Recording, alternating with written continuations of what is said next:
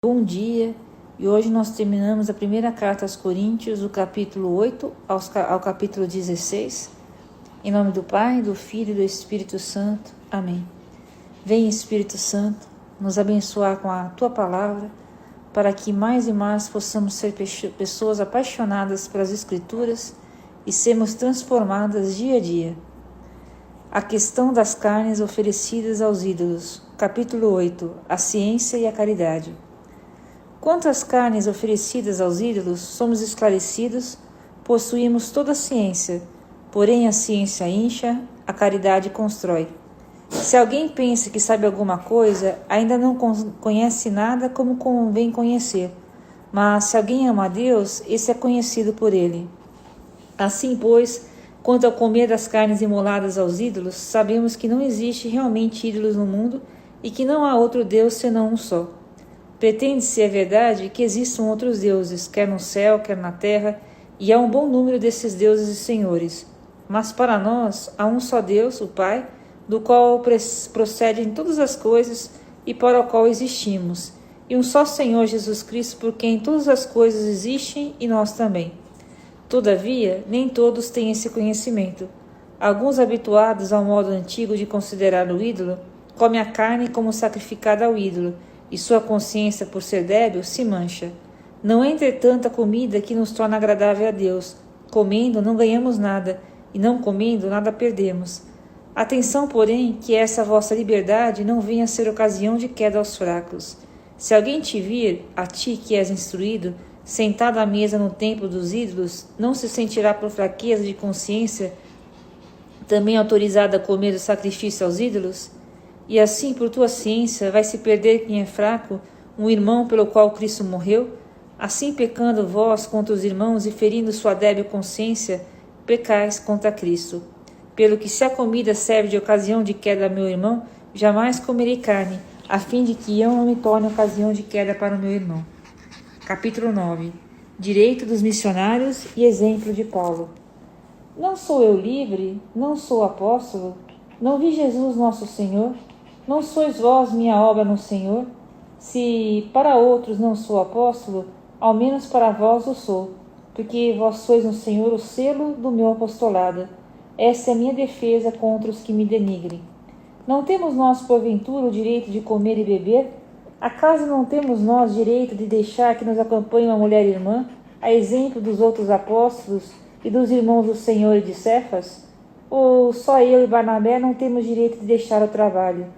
Quem jamais vai à guerra à sua custa? Quem planta uma vinha e não come do seu fruto? Quem apacenta o rebanho e não se alimenta do leite do rebanho? Trata-se acaso de simples norma entre os homens? Ou a lei não diz também o mesmo? Na lei de Moisés está escrito: não atarás a boca o boi que debulha. Acaso Deus tem dó dos bois? Não é a realidade e a intenção a nós que ele diz isso? Sim, é por nós que está escrito: quem trabalha deve trabalhar com esperança, igualmente quem debulha deve debulhar com esperança de receber a sua parte. Se entre vós semeamos bens espirituais, será porventura demasiada exigência colhermos de nossos bens materiais? Se outros se arrogam esse direito sobre vós, não o temos muito mais? Entretanto, não temos feito uso desse direito. Sofremos tudo para não pôr obstáculo algum ao Evangelho de Cristo. Não sabeis que os ministros do culto vivem do culto e os que servem ao altar participam do altar? Assim também ordenou o Senhor: para os que anunciam o Evangelho, vivem do Evangelho. Mas não tenho usado de nenhum desses direitos, e nem escrevo isso para reclamá-los. Preferia morrer, mas ninguém me tirará esse título de honra. Anunciar o Evangelho não é glória para mim, é uma obrigação que se me impõe. Ai de mim se eu não anunciar o Evangelho. Se eu fizesse de minha iniciativa, mereceria recompensa. Se o faço, independentemente de minha vontade, é uma missão que me foi imposta. Então, em que consiste a minha recompensa? Em que na pregação do Evangelho o anuncio gratuitamente, sem usar do direito que essa pregação me confere. Embora livre da sujeição de qualquer pessoa, eu me fiz servo de todos para ganhar o maior número possível. Para os judeus, fiz-me judeu, a fim de ganhar os judeus. Para os que estão debaixo da lei, fiz-me como se eu estivesse debaixo da lei, embora eu não esteja, a fim de ganhar aqueles que estão debaixo da lei. Para os que não têm lei, fiz-me como se eu não tivesse lei, ainda que eu não esteja isento da lei de Deus, porquanto estou sob a lei de Cristo, a fim de ganhar os que não têm lei. Fiz-me fraco com os fracos, a fim de ganhar os fracos. Fiz-me tudo para todos, a fim de salvar a todos. E tudo isso faço por causa do Evangelho, para dele me fazer participante. Nas corridas de um estádio, todos correm, mas bem sabeis que só uns recebem o prêmio. Correi, pois, de tal maneira que consigais. Todos os atletas se impõem a si muitas privações, e o fazem para alcançar uma coroa corruptível. Nós o fazemos por uma coroa incorruptível. Assim, eu corro, mas não sem rumo certo.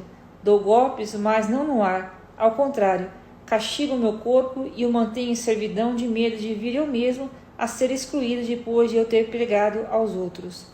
Capítulo 10. Exemplo dos castigos de Israel. Não quero que ignoreis, irmãos, que os nossos pais estiveram todos debaixo da nuvem e que todos atravessaram o mar. Todos foram batizados em Moisés, na nuvem e no mar. Todos comeram do mesmo alimento espiritual.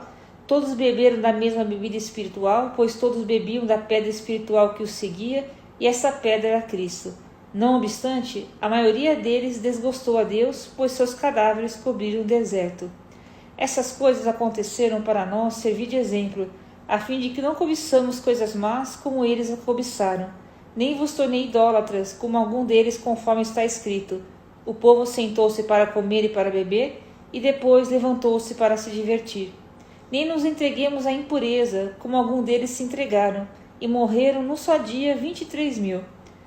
Nem tentemos o Senhor como algum deles o tentaram, e pereceram mordidos pelas serpentes. Nem murmureis como murmuraram alguns deles, e foram mortos pelo exterminador. Todas essas desgraças lhes aconteceram para nosso exemplo, foram escritas para advertência nossa, para nós que tocamos o final dos tempos. Portanto, quem pensa estar de pé, veja que não caia. Não vos sobreveio tentação alguma que ultrapasse as forças humanas. Deus é fiel, não permitirá que sejais tentados além das vossas forças, mas com a tentação ele vos dará os meios de exportá-la e sairdes dela. Solução prática: evitar o escândalo. Portanto, caríssimos meus, fugi da idolatria. Falo como as pessoas sensatas, julgai vós mesmos o que digo. O cálice de bênção que benzemos não é a comunhão do sangue de Cristo? E o pão que partimos não é a comunhão do corpo de Cristo? Uma vez que é o único pão, nós, embora sendo muitos, formamos um só corpo, porque todos nós comungamos do mesmo pão. Considerai Israel segundo a carne, não entra em comunhão com o altar os que comem as vítimas? Que quer afirmar com isso? Que a carne sacrificada aos ídolos ou o próprio ídolo são alguma coisa? Não. As coisas que os pagãos sacrificam-nas a demônios e não a Deus. E eu não quero que tenhais comunhão com os demônios. Não podeis beber ao mesmo tempo o cálice do Senhor e o cálice dos demônios. Não podeis participar ao mesmo tempo da mesa do Senhor e da mesa dos demônios. Ou queremos provocar a ira do Senhor? Acaso somos mais fortes do que Ele? Tudo é permitido, mas nem tudo é oportuno. Tudo é permitido, mas nem tudo edifica. Ninguém busca o seu interesse, mas o do próximo. Comei tudo o que se vende no açougue, sem indagar de coisa alguma por motivo de consciência. Do Senhor é a terra e tudo o que ela encerra. Se algum infiel vos convidar e quiserdes ir, comei de tudo o que vos puser diante, sem indagar de coisa alguma por motivo de consciência. Mas se alguém disser, isso foi sacrificado aos ídolos, não comais, em atenção àquele que os advertiu e por motivo de consciência. Dizendo consciência, refiro-me não à tua, mas à do outro. Com efeito, por que razão seria regulada a minha liberdade pela consciência alheia? Se eu como com ações de graças, por que serei eu censurada por causa do alimento pelo qual rendo graças? Portanto, quer comais, quer bebais, ou façais outra coisa, fazei tudo para a glória de Deus. Não vos torneis causa de escândalo, nem para os judeus, nem para os gentios, nem para a igreja de Deus. Fazei como eu. Em todas as circunstâncias, procuro agradar a todos. Não busco os meus interesses próprios, mas os interesses dos outros, para que todos sejam salvos. Capítulo 11. Tornai-vos os meus imitadores, como eu sou de Cristo. Traje das mulheres na igreja. Eu vos felicito, porque em tudo vos lembrais de mim e guardais as minhas instruções, tais como eu vou-las transmitir. Mas quero que saibais que Senhor de todo homem é Cristo, Senhor da mulher é o homem, Senhor de Cristo é Deus. Todo homem que ora ou profetiza com a cabeça coberta falta ao respeito ao seu Senhor. E toda mulher que ora ou profetiza, não tendo coberta a cabeça, falta ao respeito ao seu Senhor, porque é como se estivesse rapada. Se uma mulher não se cobre com um véu, então corte o cabelo. Ora, se é vergonhoso para a mulher ter os cabelos cortados ou a cabeça rapada, então que se cubra com um véu. Quanto ao homem, não deve cobrir sua cabeça, porque é a imagem e esplendor de Deus. A mulher é o reflexo do homem. Com efeito, o homem não foi tirado da mulher, mas a mulher do homem. Nem foi o homem criado para a mulher, mas sim a mulher para o homem. Por isso, a mulher deve trazer o sinal de submissão sobre sua cabeça por causa dos anjos. Com tudo isso, aos olhos do Senhor, nem o homem existe sem a mulher, nem a mulher sem o homem. Pois a mulher foi tirada do homem, porém o homem nasce da mulher, e ambos vêm de Deus. Julgai vós mesmos, é decente que uma mulher reze a Deus sem estar coberta com véu? A própria natureza não vos ensina que é uma desonra para o homem usar cabelo comprido? Ao passo que é glória para a mulher uma longa cabeleira, porque lhe foi dada como um véu. Se, no entanto, alguém quiser contestar, nós não temos tal costume e nem as igrejas de Deus. Celebração da ceia. Fazendo-vos essas advertências, não vos posso louvar a respeito de vossas assembléias que causam mais prejuízo que proveito. Em primeiro lugar, ouço dizer que quando se reúne vossa assembléia, há desarmonia entre vós. Em parte, eu acredito, é necessário que entre vós haja partidos para que possam manifestar-se os que são realmente virtuosos. Deste modo, quando vos reunis, já não é para comer a ceia do Senhor, porquanto, mal vos ponde à mesa, cada um se apressa a tomar sua própria refeição, e enquanto uns têm fome, outros se fartam. Porventura não tendes casa onde comer e beber? Ou menosprezais a igreja de Deus e quereis envergonhar aqueles que nada têm? Que vos direi? Devo louvar-vos? Não, nisso não vos louvo. Eu recebi do Senhor o que vos transmiti, que o Senhor Jesus, na noite que foi traído, tomou o pão, e depois de ter dado graças, partiu e disse: Isso é o meu corpo que é entregue por vós, fazei isso em memória de mim. Do mesmo modo, depois de haver ceado, tomou também o cálice, dizendo: Este cálice é a nova aliança no meu sangue, todas as vezes que o beberdes, fazei em memória de mim. Assim, todas as vezes que comeis esse pão e bebeis esse cálice, lembrais a morte do Senhor, até que venha. Portanto, todo aquele que comer o pão ou beber o cálice do Senhor indignamente, será culpável do corpo e do sangue do Senhor. Que cada um se examine a si mesmo, e assim coma deste pão e beba desse cálice. Aquele que o come ou bebe sem distinguir o corpo do Senhor, come e bebe a sua própria condenação. Essa é a razão porque entre vós há muitos adoentados e fracos, e muitos mortos.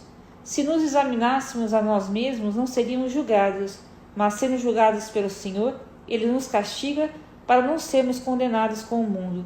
Portanto, irmãos meus, quando vos reunis para a ceia, esperai uns pelos outros. Se alguém tem fome, come em casa, assim vossas reuniões não vos atrairão a condenação. As demais coisas eu determinarei quando for ter convosco. Carismas e seu emprego. Capítulo 12. Dons espirituais. A respeito dos dons espirituais, irmãos, não quero que vivais na ignorância. Sabeis que quando éreis pagãos, vos deixaves levar conforme vossas tendências aos ídolos mudos. Por isso eu vos declaro, ninguém falando sobre a ação divina pode dizer Jesus seja maldito, e ninguém pode dizer Jesus é o Senhor, senão sob a ação do Espírito Santo. Há diversidade de dons, mas um só Espírito. Os ministérios são diversos, mas um só é o Senhor. Há também diversas operações, mas é o mesmo Deus que opera tudo em todos. A cada um é dada a manifestação do Espírito para o proveito comum. A um é dada pelo Espírito uma palavra de sabedoria, a outro uma palavra de ciência, por esse mesmo Espírito, a outro a fé pelo mesmo Espírito, a outro a graça de curar as doenças no mesmo Espírito, a outro o dom de milagres, a outro a profecia, a outro o discernimento dos espíritos, a outro a variedade de línguas, a outro, por fim, a interpretação das línguas. Mas um é o mesmo Espírito distribui todos esses dons, repartindo a cada um como lhe apraz. Porque como o corpo é um todo, como muitos membros, e todos os membros do corpo, embora muitos, formam um só corpo, assim também é Cristo. Em um só Espírito fomos batizados todos nós, para formar um só corpo, judeus ou gregos, escravos ou livres, e todos fomos impregnados do mesmo Espírito. Assim o corpo não consiste em um só membro, mas em muitos. Se o pé dissesse, eu não sou a mão, por isso não sou do corpo, acaso deixaria ele de ser do corpo? E se a orelha dissesse, eu não sou o olho, por isso não sou do corpo, deixaria ela de ser do corpo? Se o corpo todo fosse olho, onde estaria o ouvido? Se fosse todo ouvido, onde estaria o olfato? Mas Deus dispôs no corpo cada um dos membros como lhe aprouve. Se todos fossem um só membro, onde estaria o corpo? Há, pois, muitos membros, mas um só corpo. O olho não pode dizer à mão, eu não preciso de ti. Nem a cabeça aos pés, não necessito de vós. Antes, pelo contrário, os membros do corpo que parecem os mais fracos são os mais necessários.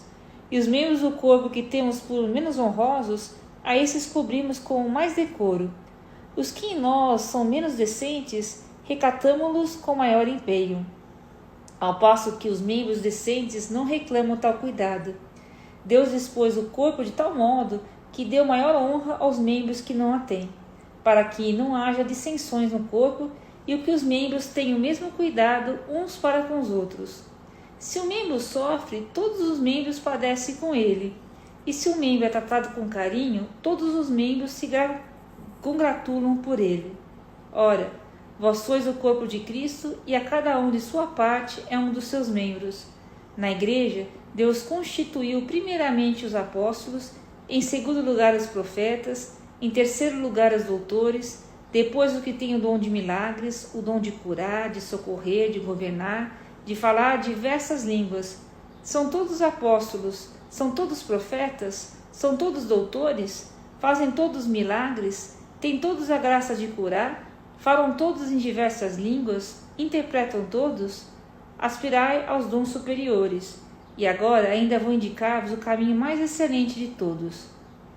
Capítulo 13. Excelência da caridade. Ainda que eu falasse as línguas dos homens e dos anjos, se não tiver caridade, sou como o bronze que soa ou como o símbolo que retine. Mesmo que eu tivesse o dom da profecia e conhecesse todos os mistérios e toda a ciência, mesmo que tivesse toda a fé a ponto de transportar montanhas, se não tiver caridade, não sou nada. Ainda que distribuísse todos os meus bens de sustento dos pobres, e ainda que entregasse o meu corpo para ser queimado, se não tiver caridade, de nada valeria. A caridade é paciente, a caridade é bondosa, não tem inveja, a caridade não é orgulhosa, não é arrogante, nem escandalosa, não busca os seus próprios interesses, não se irrita, não guarda rancor, não se alega com a injustiça, mas se rejubila com a verdade, tudo desculpa, tudo crê, tudo espera, tudo suporta. A caridade jamais acabará. As profecias desaparecerão, o dom das línguas cessará, o dom da ciência findará, a nossa ciência é parcial, a nossa profecia é imperfeita. Quando chegar o que é perfeito, o imperfeito desaparecerá. Quando eu era criança, falava como criança, pensava como criança, raciocinava como criança. Depois que me tornei homem, eliminei as coisas de criança. Hoje vemos como por um espelho, confusamente, mas então veremos face a face. Hoje conheço em parte, mas então conhecerei totalmente como eu sou conhecido. Por ora, subsistem a fé, a esperança e a caridade, as três. Porém, a maior delas é a caridade. Capítulo 14. O dom da profecia é superior ao dom das línguas. Empenhai-vos em procurar a caridade, aspirai igualmente aos dons espirituais, mas sobretudo ao de profecia. Aquele que fala em línguas não fala aos homens, senão a Deus. Ninguém o entende, pois fala coisas misteriosas sob a ação do Espírito. Aquele, porém, que profetiza fala aos homens para edificá-los, exortá-los e consolá-los. Aquele que fala em línguas edifica-se a si mesmo, mas o que profetiza edifica a assembleia. Ora, desejo que todos faleis em línguas, porém muito mais desejo que profetizeis. Maior é quem profetiza do que quem fala em línguas, a não ser que este as interprete, para que a assembleia receba edificação. Suponhamos, irmãos, que eu fosse ter convosco falando em línguas, de que vos aproveitaria se minha palavra não vos desse revelação, nem ciência, nem profecia ou doutrina? É o que se dá com os instrumentos inaminados de música. Por exemplo, a flauta ou a harpa, se não produzem sons distintos, como se poderá reconhecer a música tocada? Se a trombeta só der sons confusos, quem se preparará para a batalha? Assim também vós, se a vossa língua só profere palavras ininteligíveis, como se compreenderá o que dizeis? Sereis como quem fala ao vento. Há no mundo grande quantidade de línguas e todas são compreensíveis. Porém, se desconhecer o sentido das palavras, seria um estrangeiro para quem me fala, e ele será também um estrangeiro para mim. Assim, uma vez que aspirais os dons espirituais, procurai tê-los em abundância para a edificação da igreja. Por isso, quem fala em línguas, peça na oração o dom de as interpretar. Se eu oro em virtude do dom de línguas, o meu espírito ora, mas o meu entendimento fica sem fruto. Então, o que fazer? Orarei com o espírito, mas orarei também com o entendimento. Cantarei com o espírito, mas cantarei também com o meu entendimento. De outra forma, se só renderes graças com o espírito, como dirá amém as tuas ações de graças, aquele que ocupar o lugar do simples? Sem dúvida, as tuas ações de graças podem ser belas, mas o outro não é edificado. Graças a Deus que possuo o dom de língua superior a todos vós, mas prefiro falar na assembleia 5 palavras que compreendo, para instruir também os outros a falar 10.000 palavras em línguas. Irmãos, não sejais crianças quanto ao modo de julgar, na malícia sim, sede crianças, mas quanto a julgamento, sede homens. Na lei está escrito: será por gente de língua estrangeira e por lábios estrangeiros que falarei a esse povo, e nem assim me ouvirão, diz o Senhor. Assim as línguas são sinal, não para os fiéis, mas para os infiéis, enquanto as profecias são um sinal não para os infiéis, mas para os fiéis.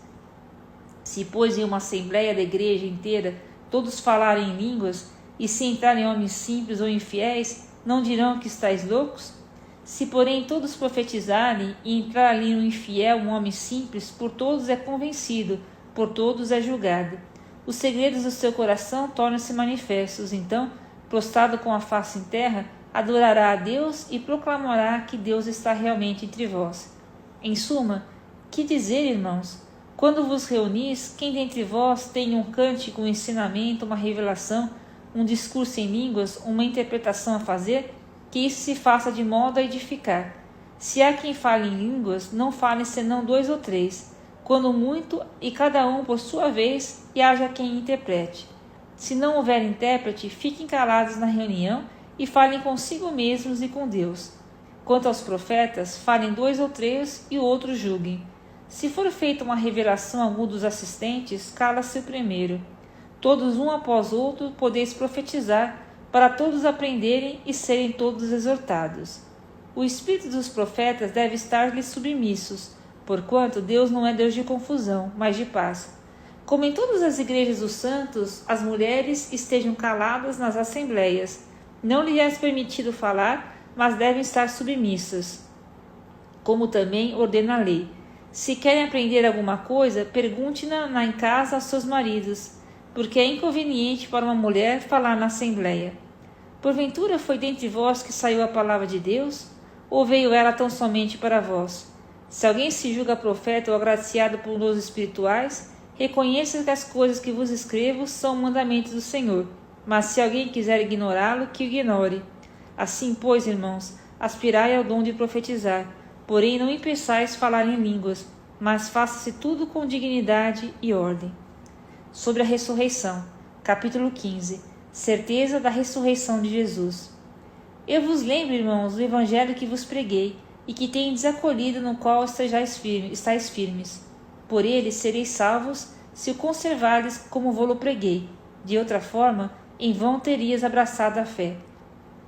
Eu vos transmiti primeiramente o que eu mesmo havia recebido, que Cristo morreu por nossos pecados, segundo as Escrituras. Foi sepultado e ressurgiu ao 3º dia, segundo as Escrituras. apareceu a Cefas e em seguida aos 12. Depois apareceu a mais de 500 irmãos de uma vez, dos quais a maior parte ainda vive e alguns já são mortos. Depois apareceu a Tiago, em seguida a todos os apóstolos, e por último de todos apareceu também a mim como um abortivo, porque eu sou o menor dos apóstolos e não sou digno de ser chamado apóstolo, porque persegui a igreja de Deus. Mas pela graça de Deus sou o que sou, e a graça que Ele me deu não tem sido inútil. Ao contrário, tenho trabalhado mais do que todos eles, não eu, mas a graça de Deus que está comigo. Portanto, seja eu ou sejam eles, assim pregamos e assim crestes. A nossa ressurreição. Ora, se prega que Jesus ressuscitou dentre os mortos, como dizem alguns de vós que não há ressurreição de mortos? Se não há ressurreição de mortos, nem Cristo ressuscitou, se Cristo não ressuscitou, é vã a nossa pregação, e também é vã a vossa fé. Além disso, seríamos convencidos de ser falsas testemunhas de Deus, por termos dado testemunho contra Deus, afirmando que Ele ressuscitou a Cristo, ao qual não ressuscitou, se os mortos não ressuscitam. Pois se os mortos não ressuscitam, também Cristo não ressuscitou. E se Cristo não ressuscitou, é inútil a vossa fé, e ainda estáis em vossos pecados. Também estão perdidos os que morreram em Cristo. Se é só para essa vida que temos colocado a nossa esperança, em Cristo somos de todos os homens os mais dignos de lástima. Mas não. Cristo ressuscitou dentre os mortos, como primícias dos que morreram. Com efeito, se um homem veio à morte, por um homem veio a ressurreição dos mortos. Assim como em Adão todos morrem, assim em Cristo todos reviverão. Cada qual, porém, em sua ordem, como primícias, Cristo em seguida, os que forem de Cristo na ocasião de sua vinda. Depois virá o fim, quando entregar o reino a Deus, ao Pai, depois de haver destruído todo o principado, toda a potestade e toda a dominação. Porque é necessário que ele reine, até que ponha todos os inimigos debaixo de seus pés. O último inimigo a derrotar será a morte, porque Deus sujeitou tudo debaixo de seus pés. Mas quando ele disser que tudo lhe está sujeito, claro que se situa aquele que lhe sujeitou todas as coisas.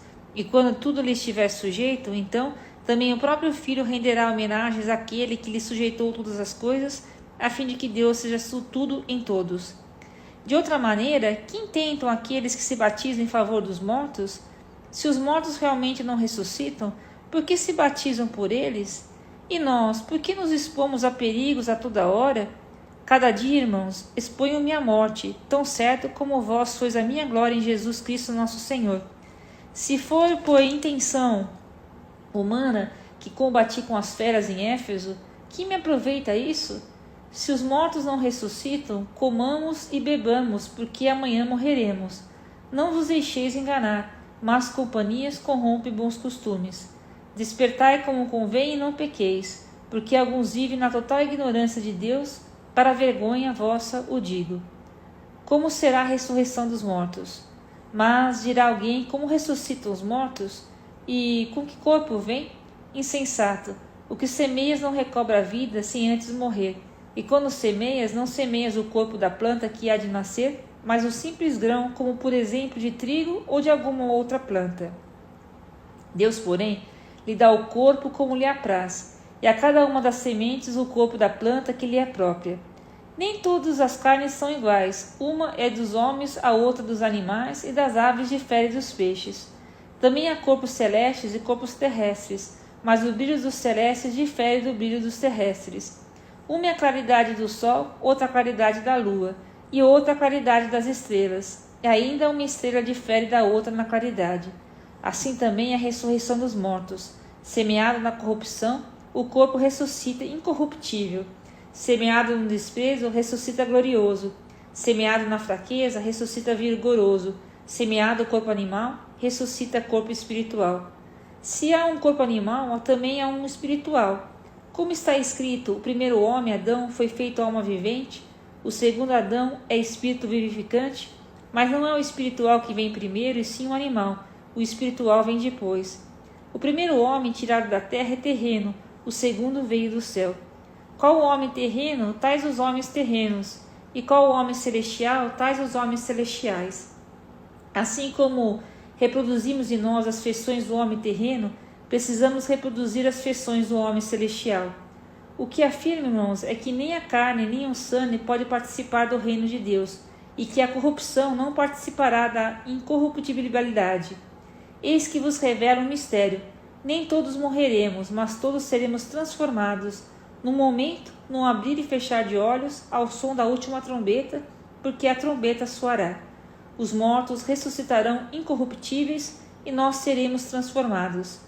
É necessário que este corpo corruptível se revista da incorruptibilidade e que este corpo mortal se revista da imortalidade. Quando esse corpo corruptível estiver revestido da incorruptibilidade e quando esse corpo mortal estiver revestido da imortalidade, então se cumprirá a palavra da Escritura. A morte foi tragada pela vitória. Onde está, ó morte, a tua vitória? Onde está, ó morte, o teu aguilhão? Ora, o aguilhão da morte é o pecado, e a força do pecado é a lei. Graças, porém, sejam dadas a Deus, que nos dá vitória por nosso Senhor Jesus Cristo. Por consequência, meus amados irmãos, sede firmes e inabaláveis, aplicando-vos cada vez mais à obra do Senhor. Sabeis que o vosso trabalho no Senhor não é em vão. Recomendações finais, capítulo 16, o último capítulo da primeira carta aos Coríntios. Quanto à coleta e benefícios dos santos, segui também vós as diretrizes que eu tracei às igrejas da Galácia. No primeiro dia da semana, cada um de vós ponha de parte o que tiver podido poupar, para que não esperem a minha chegada para fazer as coletas. Quando chegar, enviarei como uma carta os que tiverdes escolhido para levar a Jerusalém a vossa oferta. Se valer a pena que eu também vá, irão comigo. Irei ter convosco, depois que tiver passado pela Macedônia, apenas passarei por lá. Talvez fique convosco ou até passe todo o inverno, para que me leveis aonde eu tenho de ir. Dessa vez quero vos ver não somente de passagem, mas espero demorar-me algum tempo convosco, se o Senhor o permitir. Ficarei em Éfeso até Pentecostes, aí se me abriu uma grande porta à minha atividade, e os adversários aí são muitos. Se Timóteo for visitar-vos, vede que esteja sem preocupação entre vós, porque trabalha exatamente como eu na obra do Senhor. Portanto, ninguém o despreze, e preparai a viagem em paz para que venha ter comigo, porque eu espero com os irmãos. Quanto ao nosso irmão Apolo, roguei-lhe muito fosse ter convosco com os irmãos, mas de modo algum quis ele ir agora. Contudo, irá ver-vos quando tiver oportunidade. Vigiai, sede firmes na fé. Sede homens, sede fortes, tudo o que fazeis, fazei na caridade. Ainda uma recomendação, irmãos. Sabeis que a família de Estéfanas são as primícias da Caia e se consagraram a serviço dos santos. Tratai essas pessoas com consideração, bem como todos aqueles que ajudam e trabalham na mesma obra. Eu me alegro com a vinda de Estéfanas, Fortunato e Acaio, porque eles supriram a vossa ausência e tranquilizaram o meu espírito e o vosso. Tende, pois, consideração a tais homens. As igrejas da Ásia vos saúdam, Áquila e Priscila, com a comunidade que se reúne em sua casa, enviam-vos muitas saudações. Todos os irmãos vos saúdam. Saudai-vos uns aos outros com ósculo santo. Essa saudação escrevo-a de próprio punho, Paulo. Se alguém não amar o Senhor, seja maldito. Maranatá. A graça do Senhor Jesus esteja convosco. Eu vos amo a todos vós em Cristo Jesus. E aqui termina a leitura dessa carta. Deus abençoe.